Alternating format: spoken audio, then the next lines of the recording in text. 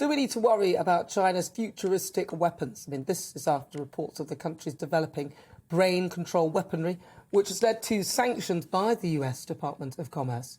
Military documents have suggested the technology could be used to paralyse or control enemies rather than killing them.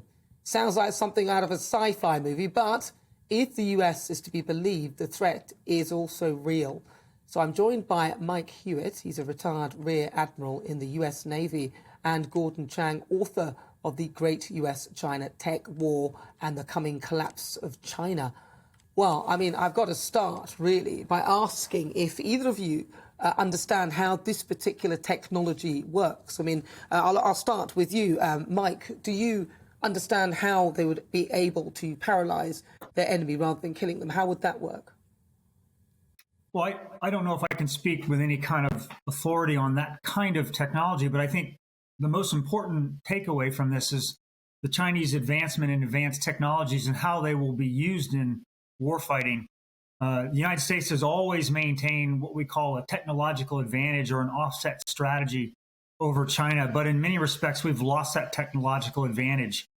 And new technologies and advanced weaponry will always define warfare. So watching artificial intelligence, deep neural nets, quantum computing, biotechnologies, these are all areas where the United States used to have clear advantage that we've really lost that advantage. And I think part of this conversation needs to be not just about the Chinese use of advanced technologies, but how they're coming about these technologies, and oftentimes collaboration with the United States unwittingly in our labs and universities.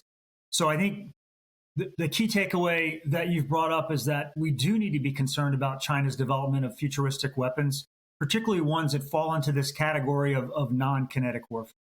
It'd be interesting how that would actually work out, what that technology would actually look like. Gordon, what's your take on this? Well, I think the Chinese are trying to take brain waves and then sort of convert them into signals that a computer can read.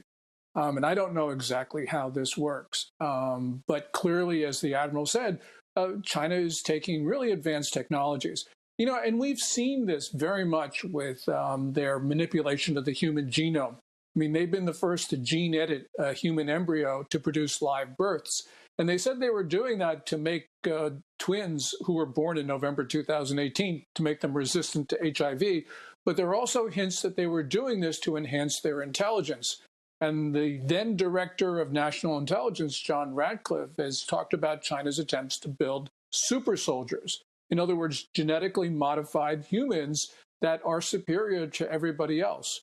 So I don't know how far China's gotten along this, but certainly they're ahead of us, as the Admiral says. And we need to be very, very careful about this, because some of these technologies could lead them to victory on the battlefield at very early moments.